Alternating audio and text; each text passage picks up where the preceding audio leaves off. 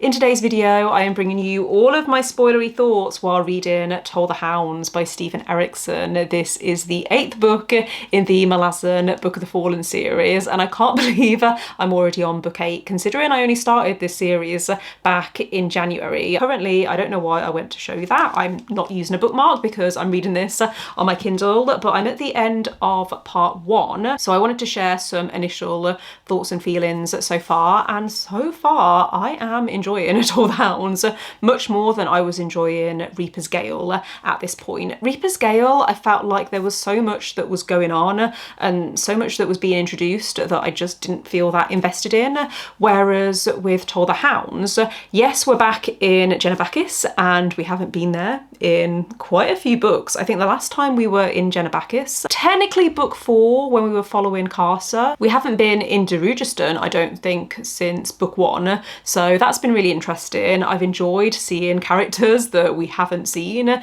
since, well, at least at book 3 or 4. It did take me a while to get my head around the timeline and what point we're at in time. I think it's been about 5 years since Memories of Ice, and then about 10 years since we were following Karsa at the start of House of Chains. There's quite a lot that's happening in Darujhistan, so it might I might end up forgetting certain things or, you know, not mentioning stuff because there is so much that's going on. But the first thing that I wrote down is the Assassin's Guild seem to have been hired to take out the retired Malazans, and I don't think we quite understand why yet. I feel like we briefly had the perspective of someone who had hired the Assassin's Guild, but I don't think we knew who that was. So I think that's going to be a running thread throughout the rest of the book. Someone called Fisher has also been mentioned, and I recognise the name straight away because Fisher has been mentioned in other books. I think he's one of the people that is sometimes referenced in the little bits of text that appear sometimes at the start of each chapter. I think he is a bard, it's been mentioned, and I think he also might have some kind of prophetic ability. He seems to know more than maybe he should, but he was the one who sent Ansi, Blend and Picker to the restaurant where they met Scalara, Barathol and Chower, and there was that fun scene where they were kind of going back and forth. I really enjoyed that. Scalara is actually one of my favourite characters. I think that her character development from when we met her in, I think that was book 4 as well, her character development and her arc so far I think has just been really well done, and you can see that she's still carrying around a lot of trauma and everything that she's been through because she's been through so much, but she's trying to put on a brave face and she's trying to move forward, and I just love that about her character. Cutter, or Crocus, is also back in Darujhistan and he's feeling some complicated feelings about it. He accidentally stabs, what's his name, Ralik Nom, and everyone assumes that he joined the Assassin's Guild, and he's saying, no, I've been away for nearly a decade. Did everyone just not notice that he disappeared? I was a little bit confused about that. He had a crush on, what's her name? I can't remember her name, but she's come back into it and she's married to someone who is just not a nice guy, and I think there's been some changes to like the council within Darujhistan. Chalice, that's her name, and yeah, she's now married to Vidicus. I think she was the daughter of one of the councilmen. Elsewhere in Genebakis, we also have lots going on with the Tistandi. There's the Tistandi that are in Black Coral, and then there's also the young Tistandi that were being led by Clip. This is where I'm a little bit confused what was going on, and I turned to Sam, my partner, if you're new here, we're buddy reading this series together. I turned to him at one point and said, I'm a little confused and I don't know what's going on. Is the dying god meant to be the crippled god? And he basically said, I'm not telling you anything because at this point I don't think you're meant to know anything, like just stop asking questions.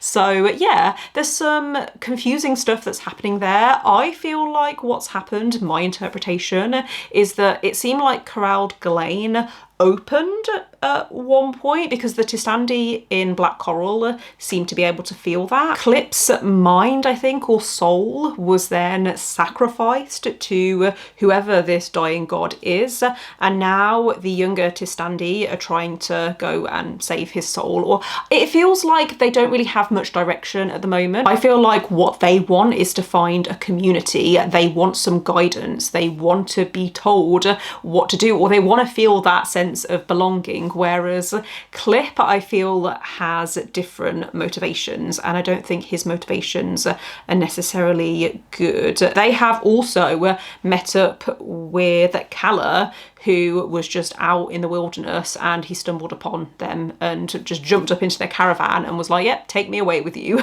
Something seems to be happening with the barrow that contains Ictovian. There's a lot of pilgrims that have made their way to this barrow, and there's some issues that are happening there. But again, I was struggling to kind of follow it, so I'm hoping that's going to become clearer as we get through the book. One of the big reveals in this section was to do with Traveller. So what I remember of Traveller, he showed up on Drifter Valley when the Eda were kind of attacking the throne there. Shadowthrone and Cotillion seem to know him. They seem to know each other, but that was kind of it. Like, I didn't really give him another thought after that. However, in this book, Shadowthrone and Cotillion call him First Sword, so that tells me he's Dasam Alta, because Dasam Alta was the First Sword when Kellenvad and Dancer were kind of in charge, and I think they were all friends or part of the same group, along with Surly, who later became, you know, Empress. When I first got to that part, I kept thinking, okay, what do I know about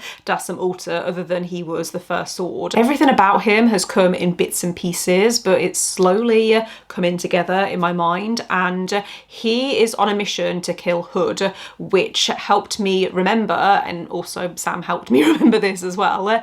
He was a follower of Hood until I think Hood took his daughter, and his daughter was found in the Azath house, I think back in, was it book 2? Either way, Dasam Alta is on a mission to kill Hood, and Shadowthrone and Cotillion support this. They're like, yeah, cool, go ahead. Here are some hounds to help you on your way. Also, some Hounds of Light have shown up, and I'm not really sure how relevant that is, but I'm assuming that that is a Hound of Light because obviously it's white, and in the book it's explained that they're a different colour. Really enjoyed the ending of this chapter where Samardev, I'm assuming it's Samardev anyway, is kind of chasing after Karsa, who is just running rampant, wrecking havoc across southern Genabakis as he's travelling north.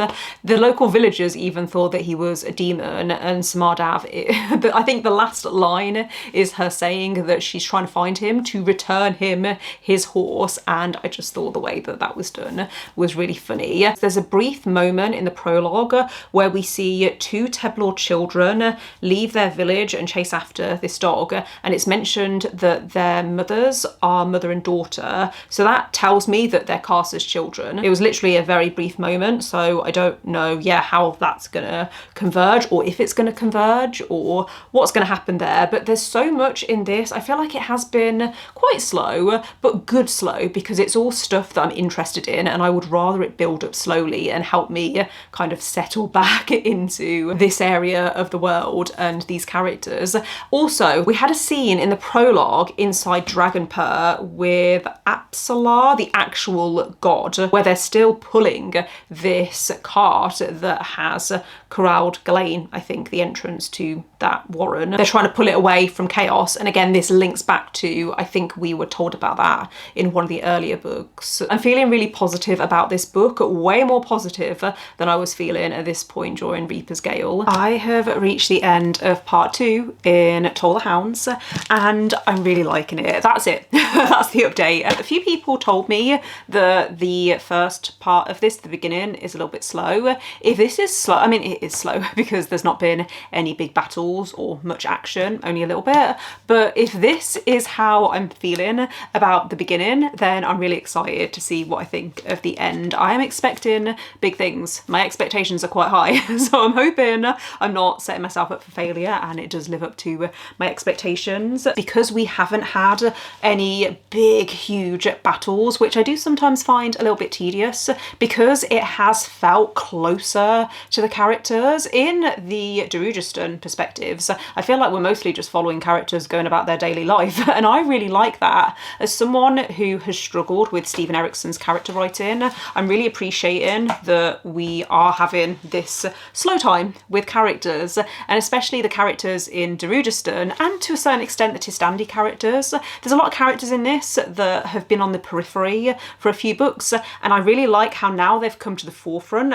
We're spending that time with them where I'm actually caring about them. Let's actually start with the Tistandi characters. So right at the beginning of part 2, the characters come across, and by characters I mean the younger Tistandis, they come across Gothos, who is in what appears to be an Azath house, but I don't think it's like a live Azath house. There's this section that feels a bit like a fever dream where Nimanda ends up going through into what I think is another realm. The entrance to this other realm seems to be Omto's Falak, but once he's in this other realm, he meets someone who appears to be someone that builds Azath houses, and Nimanda helps this person to escape by building what I'm assuming is a type of Azath house. It was all a bit confusing, and I think it was meant to be confusing. I don't know whether that's going to be relevant in this book or whether it's one of those where it's setting things up for later, but yeah, I found that really interesting. Something is going on with Arantha. She seems to know more than the others, and I'm really curious how that is. It was revealed once they got to the city of Bastion. I actually worked out literally a few paragraphs before it was revealed. It talks about how she only kept the parts that she wanted or needed, and that relates to Silver Fox, who we know is made of night chills and Tattersail, but Belurden ended up in the abyss where he met Hairlock, and that's where he got the inspiration to create a puppet to house his soul, and he used a Kachain Chamelet mechanism to escape the abyss and come up to the surface, and that's what they're in, like, at this point. Again, Aranantha seemed to know this, and I don't know how. Also, again, this all felt like a fever dream, but it seems to be somehow linked to the Redeemer's barrow. My interpretation of what happened is Belurden was feeding on the blood of his followers, and he was trying to get to Ictovian to consume him as well, and that's why we had, can't remember their name, Monkrat and some other people, like, they forced the priestess to drink Kellic, which we know is the blood of the dying god. I think they were trying to use that as like a way to get to the barrow, but obviously they didn't succeed. There's been some really interesting discussions actually in this part about religion, and I think it's the priestess in particular who is thinking about how if the Redeemer turns no one away, if blessing and forgiveness is a certainty, then how long before corruption arrives? If people are praying for forgiveness and forgiveness is guaranteed, if it's so freely given, then is that true compassion? There's actually a conversation between Ictovian and the Seer Damin where Ictovian says, you believe that I don't have true compassion because it's so freely given, and you know what, you might have a point. I don't think it ever confirms either way. I think that's just meant to be something to get your brain thinking. It's also been revealed that there was a plot to drive out the Tistandi from Black Coral, however that has been foiled. At this point in the book, I still don't know what the end game is. I don't know what the plot actually is for this particular book and where we're leading to. There's been some signs.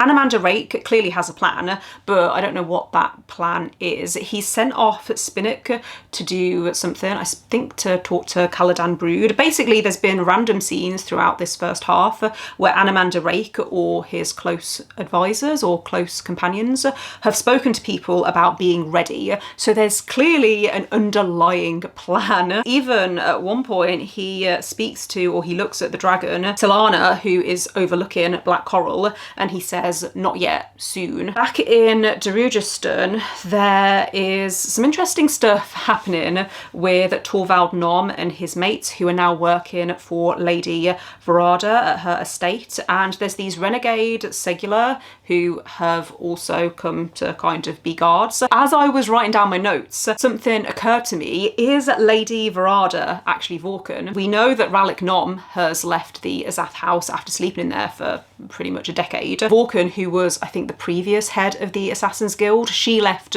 before him, and we've not heard from her since. But Vorkon, Lady Verada, similar name. I feel like that could be a thing, and she seemed to know who Torvald Nom was, even though I don't think he recognised her. Again, I don't know what her plan is and what her endgame is. She's just kind of chilling at the moment. Mappo has joined up with the Trigal Trading Guild in order to get a caravan across to find Akarium. I think that's just going to happen in the background. I don't think that's going to really come to anything in this particular book.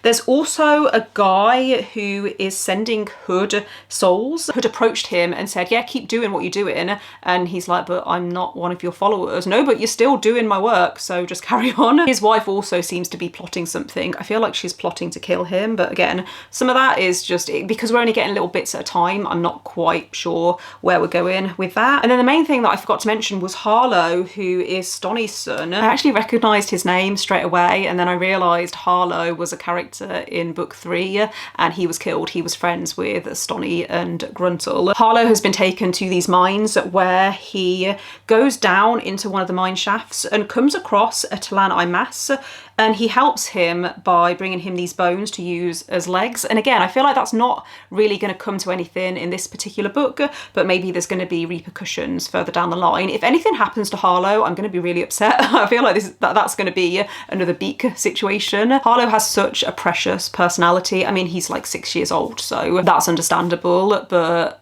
yeah, what these children are being made to do in these mines, yeah, it's difficult. I don't know whether this has kind of come out of nowhere, but it's talked about how Carson now has this plan that he wants to bring down all of civilization, and Samardev clearly has thoughts on this, and she's feeling a bit exasperated, which, I mean, that's not an unusual feeling when she's around Karsa. Traveller is now travelling with them, and Karsa and Traveller have kind of sunk into this companionship that she's kind of watching, thinking, really? Are you not going to try and speak sense to him? But Traveller's just like, yeah, I don't really like cities anyway, and that whole interaction, I just really like Samardev. I still don't like Karsa. I think I tolerate him because of seeing him through Samardev's eyes. I really like her. She's one of my favourite characters, and again, if anything happens to her, I'm not going to be happy. I'm really enjoying this, and I've found that when I'm enjoying a Malazan book, I almost don't want to talk to you because I just want to get back to reading. So yeah, I'm going to read some more this afternoon, and then I'll check in with you in a few days once I'm at the end of part 3. I realised after my last update that there's so much happening in this book that I keep forgetting to mention really important things. I've written stuff down as well. You don't want to see what my notes look like at the moment, but because my brain is feeling a bit chaotic at the moment, I keep forgetting to talk about things. And one thing that I forgot to talk about in my last update was the Malazans and how they were attacked in their bar and 2 people died. There has been some speculation that the reason someone has hired the Assassin's Guild to take them all out is because they have this bar that's within Cruel's temple, or what used to be Cruel's temple, and they found a load of pickled segula in the basement. There's so much stuff that has happened in this book that feels like it's coming out of nowhere, and I'm getting whiplash, and it's not a bad thing, it's just there's a lot that's happening. But either way, Picker and I think it was Ansi or Blend went to the Azath house to try and get in touch with Gano's parent to see if he could help. I don't know what's going on with Gano's at the moment. I don't know where he is. The last time we saw him was on Seven Cities, and he was leaving with the army to go somewhere. I don't know if we were told. I assumed he was going to Lether, with the other Malazans, but I don't think that's actually what's happened. So don't know what he's doing at the moment. He tried to get a message through to Picker. I'm assuming at some point we're going to learn what he's been doing this whole time, but either way, it felt a bit like a fever dream. And then something else happened to Picker. She's kind of trapped in her own mind at the moment. At one point, it seemed like it was hinting that the Malazans are going to want to get revenge. So I'm anticipating that something is going to happen there. Something is going down in Darujhistan, and I feel like we've been given little bits of information, but I can't put it all together in my mind. I know that there's a temple of the crippled god that's also popped up in Darujhistan. Harlow's adoptive parents went there to try and get information about where he is. Murillo managed to track him down and then he was killed. And that moment, it was reminding me of what happened with Whiskey Jack as well, where if only Whiskey Jack had allowed Mallet to heal him, that wouldn't have happened. And the same with Murillo. If only Murillo had worn the right boots, then maybe things would have turned out differently. I will say, with Murillo, I'd forgotten he was even in book 3. I thought we hadn't heard from him since book 1. I might have talked about this actually in Reaper's Gale, but if too much time passes between me seeing a character and a character dying, then I just don't really feel much about it. That makes me sound really heartless. I did think that that situation was so tragic, but only because of what it meant for Harlow. I don't know what's going to happen with Harlow now. Murillo being in love with Stonny also, I felt that kind of came out of nowhere, but I've talked about this before. Steven Erikson, I don't like the way that he writes romance, so I've just learned to kind of brush over it. But I am glad that we're revisiting Stonny's character after what happened to her in book 3. I'm glad that that wasn't just forgotten about and we're now seeing the repercussions of that. There was a really interesting part with Gruntle where he goes into the realm of death and there's an army that is amassing, and there was a dragon that popped out of a barrow and chased them through into the living realm. And the Tregal Trading Guild's reaction was, oopsie, and Gruntle is thinking, you're not going to take that more seriously? This dragon, who I think is a soul taken that was a Tistadur, I can't remember their name, but they apparently were the old owners of the Hounds of Shadow, and they were part of the House of Shadow at some point. I still don't feel like I know what Shadow Throne and Cotillion's plan is, and it's a plan that they've had, I'm thinking, since book 1. I don't know what the end game is with them, or whether we're even going to find that out in this book, but I've made the assumption that Anamanda Rake's plan has something to do with Dragonpur. It must, because we've been told in previous books that that is a concern for him. We've had these clips in Dragonpur, and I feel like that is all coming to a head now. And Clip has also been possessed by the Dying God, and that group of Tistandi are making their way to Black Coral. So I feel like in this final quarter, we're going to get some stuff happening in Darujhistan, and we're going to get some stuff going down in Black Coral, and maybe the two are going to be related, but I feel like things are going to get really intense because I feel like we've been building that intensity and the groundwork has been laid throughout the book, and I'm really excited. I'm scared because I don't know what's going to happen, but so far I am really enjoying this book. I think it's definitely going to be in my top 3.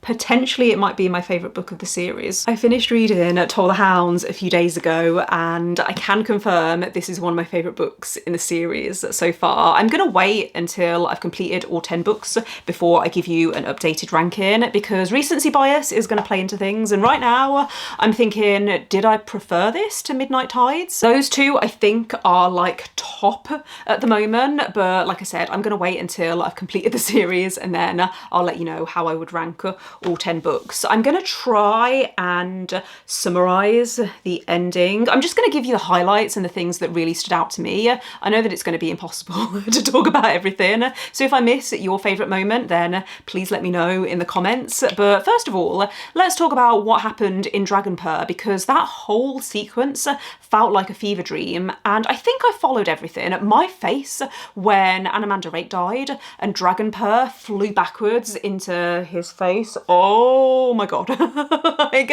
that moment, I was in shock, and maybe I should have seen it come in. I don't know, because it did make complete sense. The way that everything came together in the end, it was so satisfying. My understanding is that by going into Dragon Purr, Amanda Rake was somehow able to move Corald Ghislaine outside of Dragon Purr and into Black Coral. There was a lot that happened there, but the reveal that Aranantha had been possessed or taken over by Mother Dark, again, maybe I should have seen that come in, but it made complete sense. And just, I really liked how we saw more of the Tistandi within this book, because they have been quite mysterious up until this point, I feel. And Amanda Rake hasn't really had that much page time, but he does have this presence whenever he's on the page. And that whole final sequence throughout Darujhistan, when Hood manifests in the mortal realm, oh, the scene where he was walking through the streets and it was flicking through these different perspectives, that was so good. It was so intense. Oh, I really liked the ending to this. I think that this is my favourite ending to a Malazan book. There was also that whole sequence where Harlow was being chased throughout the tunnel, and again, my heart was in my stomach. I was just so anxious the whole way through, and I just thought that was so well done. I will say at times Harlow felt a little bit older than, I think he's meant to be 5 or 6.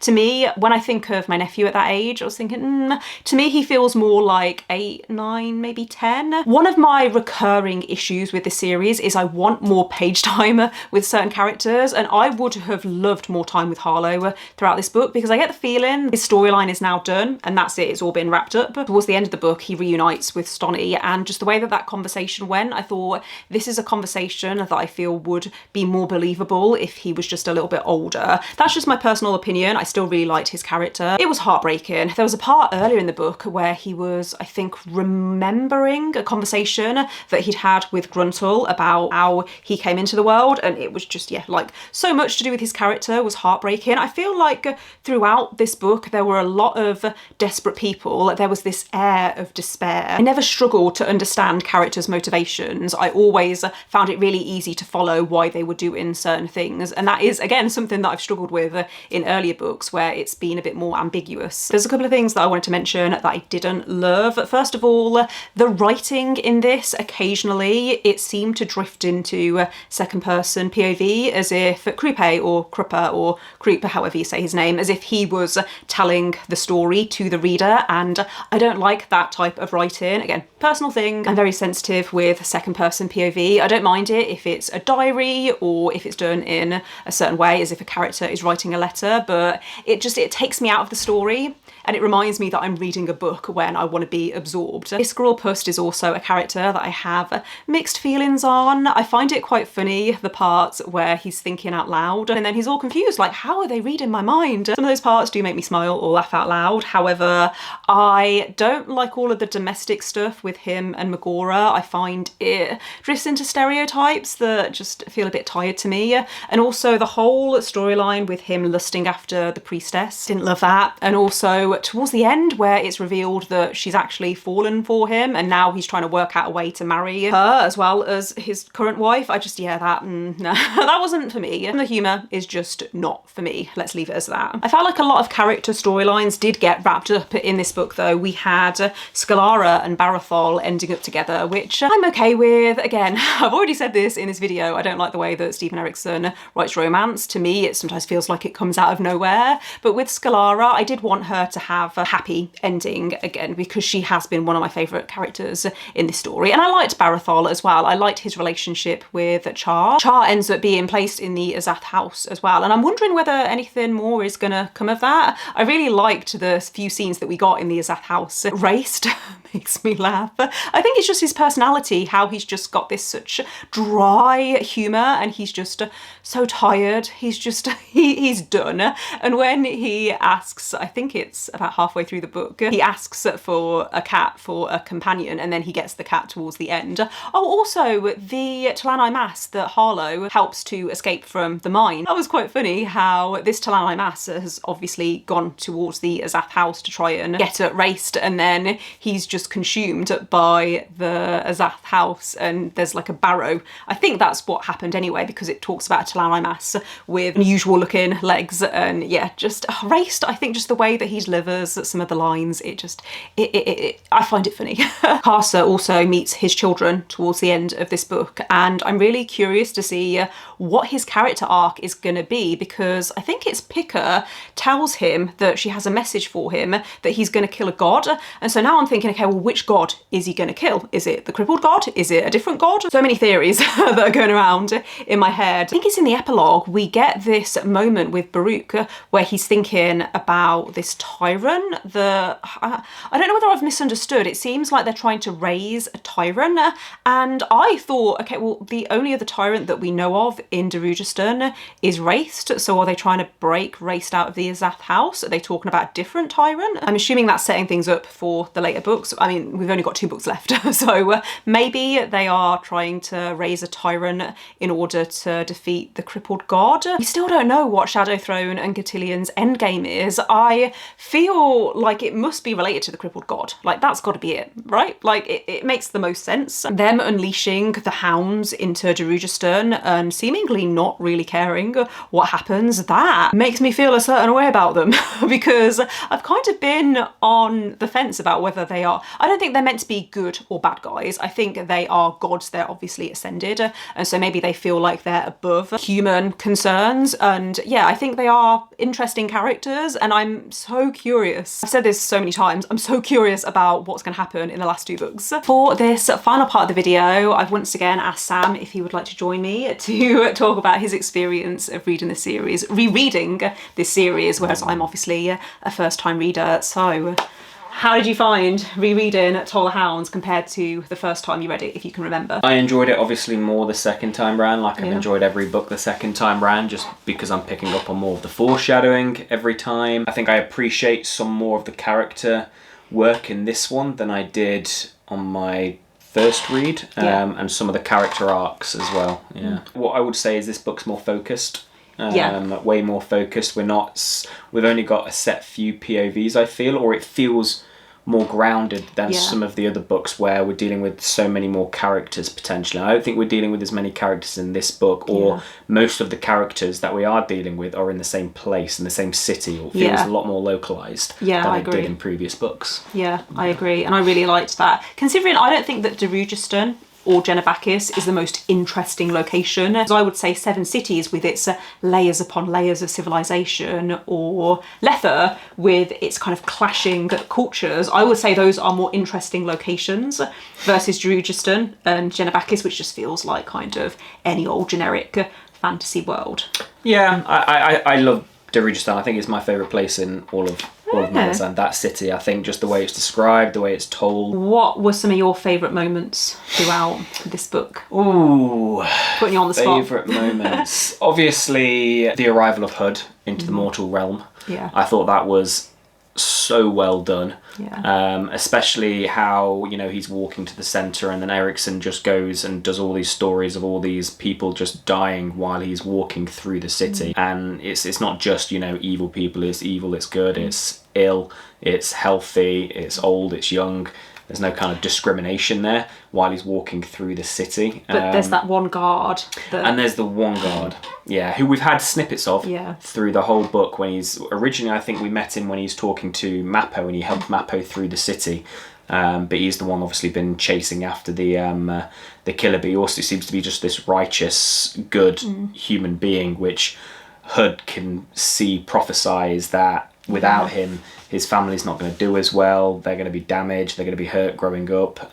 So he decides to bring him back to life, essentially, which I thought was really cool. It's a good moment. You mentioned Mappo, and obviously we got quite a bit with the Dragal Trading Guild. There was that scene, or that deviation with the Jagger, which I thought, why are we doing this? Yeah, it was like a side quest. Like, if you're thinking of video games, it's literally just a side quest. I don't think that 50 pages or so was really needed. I don't think it developed much of anything apart from maybe stating again that the Bowl brothers and the Motta regulars from, book 3, and, further on in the books, that they seem to be immune to magic. Apart from that, I think, again, it was just a lot of comedic relief when we were going from some pretty desperate, intense scenes back to Gruntle and the crew with that comedic relief. So I can appreciate it for that. Also, it gave us some foreshadowing in what was happening in Hood's realm when they went through and saw the army going through, and then obviously met up with Tok the Younger and the reveal Whiskey Jack. Jarak, I think. Which is really cool because back in book, I think it's 6, Carson met the people in 7 cities who the Ida were killing off, and they said that name was the one that came to him, King Jarak. And basically told them to hide because we're not going to hurt you, but the ones following us will. So we've got that name before in book 6, I think. Okay, see, I didn't pick up on that, but you will have picked up on that. I picked up on it, yeah. And you picked up on the part in, I think again it was book 6 with Cutter when he's given that sword by that Segula. Yeah, the second, I think, which is I think it's the Knight of Death, who we see again in this book. Yeah, we see again, and he takes his sword back. He's chasing Skinner, which you won't know much about, but Skinner is one of the Crimson Guard originals, basically, which is the Crimson Guard were the mercenary company in book 1. Right. And they've been mentioned a few times in the series, but they're a mercenary company, and Skinner's one of the OG members of that company. Is that in one of the side? It's one of Ian Esselmont's. It's clarified way more in the Ian Esselmont books. We follow a lot of the Crimson Guard in the Ian Esselmont books, but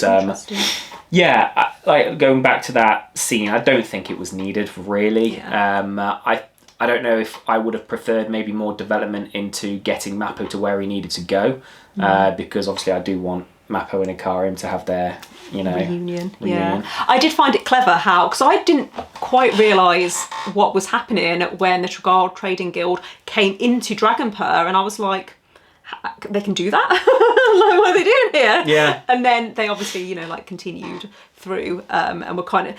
that's why it felt so satisfying, because we seemingly had all of these different storylines that were, you kind of could see, okay, well, maybe what's happening in Black Coral with Anamanda, maybe that's going to be related to what's happening in Darujhistan. But this, side quest with the Tregal Trading Guild, I was thinking, oh, that's not really, that's just what it is. This is setting things up for a later book. But then for them to end up in Dragonpur, and obviously the link with Hood and what's happening there, and then the Army of the Dead appearing in Dragonpur, I was like, oh my gosh, this is so cool how everything is coming together. I think how you visualise Dragonpur as well, from book 1 all the way from the beginning of the book when Perrin goes in there and he's talking to Draconis, and just setting itself up 7 books later all the way to Toll the Hounds, I think it's incredible. Anamanda Rake sacrificed himself for his people to make Mother Dark return, to basically give her an ultimatum, basically, and him showing to his mum that he's capable of this type of sacrifice. I think was really heartbreaking that he had to actually go that far to protect his people, to bring back their god. And then obviously in doing that, broke Dassam even more, the Lord of Tragedy. You were talking to me, about that, about how he's ascended, and I feel like he has. I don't know if it's ever confirmed. Because the cult of Dasambra show up around him, and obviously it's a very similar name, Dassam, Dasambra. I can make that connection. Yeah. There must be, And it was talked about in book 4 with Liam and of the Flails and Korab when they're sitting around a fire and they're talking about Yugatan, and when Dassem was there initially, where he died or supposedly died in 7 cities after that siege that went, wrong. And he basically said that some say that he descended to become Dasembre, Lord of Tragedy. And then in that scene, Erikson stated that there were acolytes of Dasembre, chanting around the group. So I do feel like that's the case. So far it feels like with whatever Cotillion and Shadow Throne's overall plan is, it seems to have been following, like everything seems to have been happening how they want it to, with maybe a few exceptions. I don't think they expected so many Hounds of Light to show up. No, we don't know who those Hounds of Light were supporting as well. Obviously we know Ozark is but he seems to have lost interest in that house, because we had the Tisleosen, those 3 or 4 Tisleosen come in and basically say we've lost our god, Ozark is missing or whatever, and Osric's the one that put a familiar in Ozark's place to mimic the god. Yeah, it's really difficult to go back and forth when we're thinking about the minutiae which comes with this series. Yeah, there's a lot that I feel happened in book 4 that over these last few books it's like, oh, hang on, I'm still confused about that dragon. The dragon in book 4 that it was Pearl and Lestara came across in the crucified dragon. Yeah, you might find out. Yeah, or it might never be answered. Who knows? I'm not going to spoil it. No, I'm just glad that we got more time with some of these characters, with Barathor, with Scylla, with Cutter, with Vlend, Picker, obviously the tragedy that is Mallet, Antsy, all of them. I thought I had a great time with them again. I think we got a lot more character development from them. Yeah. A lot more philosophical musings on when they were in the army. They were never scared. They just did what they needed to do as Marines. But now they're retired, they seem to have got so much more to lose, and they're not able to get that edge back, and they're scared of losing people for like the first time. And I feel like Erikson really got that across in the writing. Going back to some of the characters we've had from previous books, I just really enjoyed going back. Yeah. And finishing off those storylines. Yeah, I said that earlier. I feel like there were a lot of storylines that were wrapped up in this book. Chalice, I felt like her story arc in this book, obviously it ended in tragedy again with her taking her own life, but I felt like that was a very interesting story arc of her feeling desperate in her situation and feeling like she kind of wanted to rebel against it and push against it, but at the same time she wasn't willing to give up her privilege and no, she wasn't. She wanted to keep the life that she was living, just not with Gorlas. I personally didn't like Cutter's arc in this. No. I preferred Cutter's arc in book 6 in Bone Hunters, when we were following him, when he was becoming more of a leader within the group, and in this one he took a step back. There was a lot, again, like despair, a lot of him he was going through the motions. Yeah, exactly. And I just want him just to get back with Aspelar, wherever she is in the world. I think there's going to be a reunion. I think there's going to be a reunion within them. Going back to Chalice, I did think that it was interesting to have her perspective in this, considering she's someone that we've not seen since book 1. To me, it felt like commentary on how women were treated maybe during the Edwardian times, that kind of, time period where you've got the high society and women are expected just to be wives, and how she felt so controlled by the men in her life, her wanting to take back a little bit of power. I felt like there were so many complex layers to her character, and I actually thought it was done quite well. Yeah, it felt like she didn't have any agency, and even what she thought she wanted, Gorlas was kind of allowing it anyway. So even though she felt like she had more power, an affair, but still it wasn't. It was her husband allowing that to happen. Yeah, and I did think that her ending, it was quite tragic. I would have preferred a stronger ending for her rather than that to just happen. But I still thought her arc, considering this was a minor character in the first book, it was interesting to have her as a POV. Yeah, I think. It was a good choice, I think. Yeah. Even having Chow as a POV, I thought that was quite interesting as well. Looking into the mind of Chow, was quite cool. The one thing that I want to touch on, book 6, and the crippled gods followers were coming through and hit the moon, and were then that's the reasoning as why the moon basically disintegrated. It already occurred, and this was like the last stage of that. But when those followers were coming down and about to destroy the continent, Paran saw that, and when he was on 7 Cities, managed to get a card, draw on it, and then he thought he was going to Mail, but it was in fact Hud, and went into Hud's realm to try and stop what was happening, and made a bargain with Hud. For Paran's end, Hud resurrected Heberic, and he was able to then take the pain and the suffering from the crippled god's followers and bring it into himself, because he was dead at that point by the renegade Tilan Mass, and he was able to bring those followers into himself, like Shiodan was similar to what Ikovian did with the Tilan Mass, and lessen the blow that those jade statues made onto the world. But what was the flip side of that? What did Hood get from that bargain? Because he said when he went into Dragonpur and was talking with Draconis, he said a bargain was made. So I don't know if that's a bargain or something that happened with Paran in book 6, because we didn't hear the details of what Hood wanted. We know Quick Ben did, because Quick Ben was in Hood's gate. He was that little eye and he was looking at the scene and overhearing what was happening. And Tulas Sean said that Hood didn't do this out of generosity. He seemed to know potentially what was coming, and he was planning for it. So he obviously doesn't want to be the god of death anymore, and maybe because Paran is the master of the deck. Master of the deck, that's it. And maybe he needs to get his blessing to be able to leave the position he's in, and then that's what Paran allowed. Maybe. I don't know. I was just thinking about it that's because... an interesting theory, yeah. Yeah, or if it was just a bargain that he made with Anamanda Rake, because we know that Hood, Shadow Throne, Edgewalker, and they were waiting on a fourth in the prologue of this book, so they were all kind of getting together and planning something. But going back to what you said about Shadow Throne and Cotillion, they seem to be at the centre of things, like with their spider web of plans, like because they seem to turn up everywhere. But they said at the end of this book, it's out of our hands now. Yeah. So is it that their plans have all been set in motion, and now they're just hoping that what happens everything in the way that falls they want place. it to? Briefly, you mentioned Hood. Yeah. You revealed that he's a Jagger. Yes. Yeah. Yes. Yeah. Again, I didn't pick up on that the first time at all, and there were hints. And one of the moments was in book, I think it was 7, when Hedge was going through the Jagger afterlife. I forgot what the realm is called, but on like that throne of ice, he saw a desiccated, dead Jagger on the throne. To me, that's Hood. Yeah. I don't know if it is. I don't know if it's ever confirmed. Because I think I pointed that out. I was like, well, what does this mean? Yeah, what does this mean? I just said lock it away again. Just like the Crucified Dragon. Yeah, I thought it was an excellent book. I thought it was...